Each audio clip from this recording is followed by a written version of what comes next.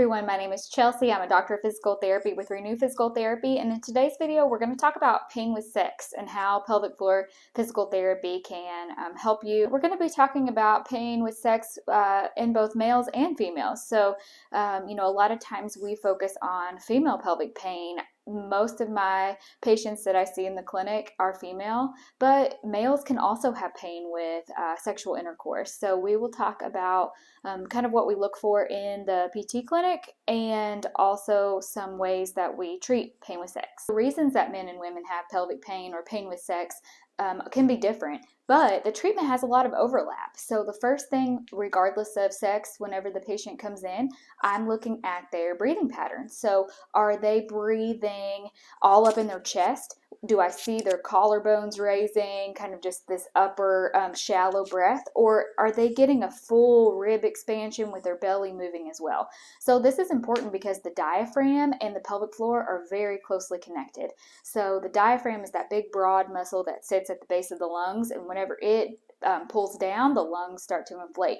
So the diaphragm works exactly the same way the pelvic floor does. They almost mirror each other. So when the diaphragm comes down, the pelvic floor comes down. And when the diaphragm goes back up, the pelvic floor goes back up. So they kind of keep the pressure together. So why is this important? So if you take a deep breath in correctly, using your diaphragm, filling up your lungs, your pelvic floor is naturally going to relax. So the number one thing that I would say, the easiest thing to look at is your breathing. So can you get that big breath and at the same time get that pelvic floor to relax? So if you're a male with a penis, that's important because if you're holding tension in those pelvic floor muscles, you can get pain. And same goes for if you're a female. So vaginal penetration is going to be much more painful when those muscles are not relaxed. So breathing, getting the pelvic floor muscles to completely relax is important for sexual function. Another treatment overlap between males and females are pelvic floor relaxation stretches. I always prescribe pelvic floor relaxation stretches to my patients that have pain with intercourse. So this would be exercises like child's pose, where you're sitting back on your heels, you're working on getting those big belly breaths again and relaxing those pelvic floor muscles. I also like to work on a pelvic floor opening stretch, basically anything that's going to help open the hips, relax those pelvic floor muscles. That's something that I like to give my patients in order to A, gain awareness of those pelvic floor muscles, and B, be able to fully relax them. So keep in mind, if you can't identify the muscles, it's going to be a lot harder to relax them. So we spend a lot of time making sure that the client knows where their pelvic floor muscles are, how they work, in order to fully relax them. Now we'll kind of break it down into people with penises and people with vaginas, how those two treatments would look differently. If somebody comes in and they are complaining of penile pain or perineum pain with intercourse, with sexual intercourse, then we will look at it a little different than somebody coming in with vaginal pain with intercourse. So one of the top reasons that I would see a male with pelvic pain or pain with sex would be something called chronic prostatitis or chronic pelvic pain syndrome. So that would be the type that PT can treat is in absence of bacterial infection. There's no infection, but for some reason there's just this chronic inflammation and chronic pelvic pain that develops over time. So there can be pain with urination, there can be pain with sex, pain with bowel movements, really anything pelvic floor related there can be pain with.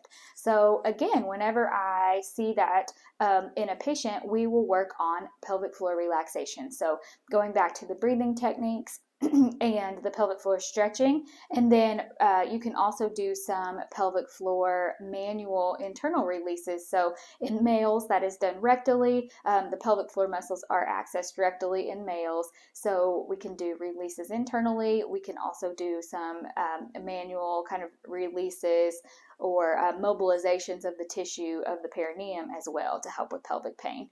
So another thing that can be really helpful is limiting the catastrophic beliefs. So thinking that your pain is never going to get better, that things are always going to be this way, you're always going to have pain with sex. That limiting belief can really affect you and can really make your problems worse and make your nervous system more amped up to where it's harder to get relaxed. I always like to advise my patients or clients that I see to also try out some mental health therapy. So whether that is cognitive behavioral therapy or evaluation with a mental health professional, basically to help you calm down that nervous system a little bit and to reframe your thought process.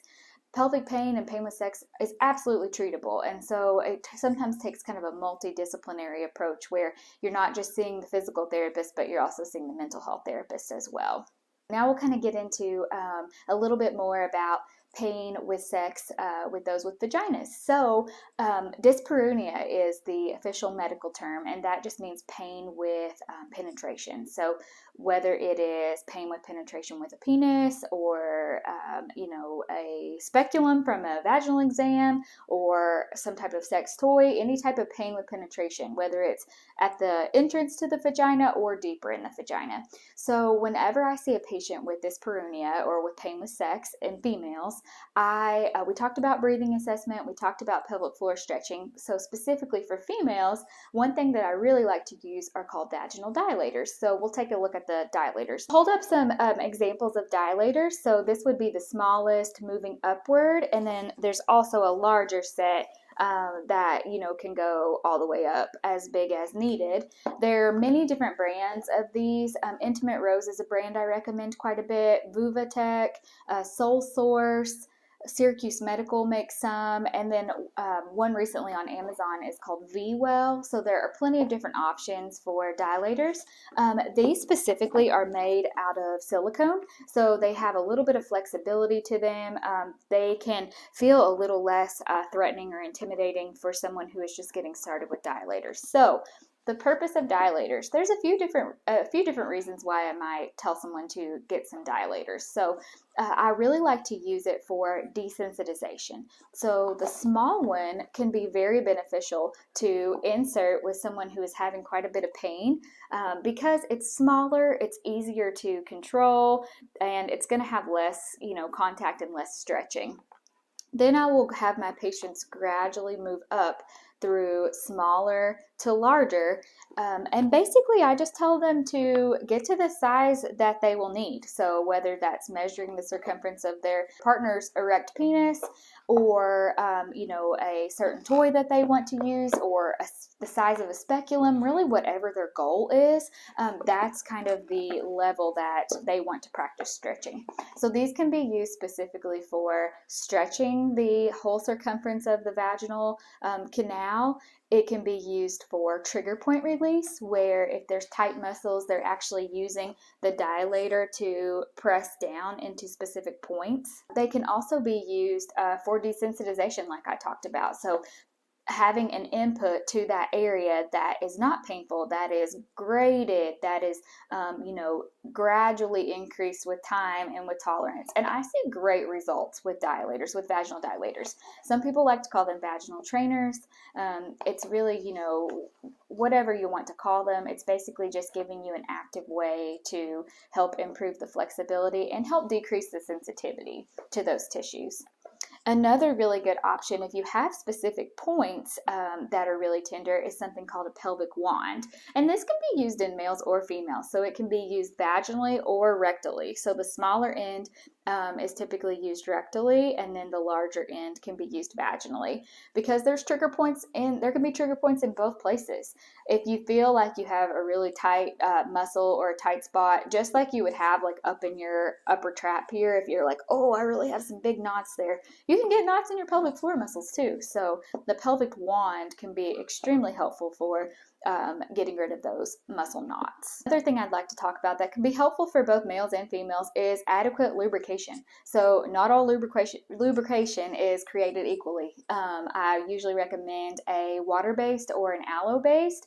A lot of OBGYNs and other physical therapists also recommend an oil-based, but like coconut oil, olive oil, but it's important to note that you shouldn't use oil-based with condoms, because latex condoms, because it can actually break down the condom and make it less effective.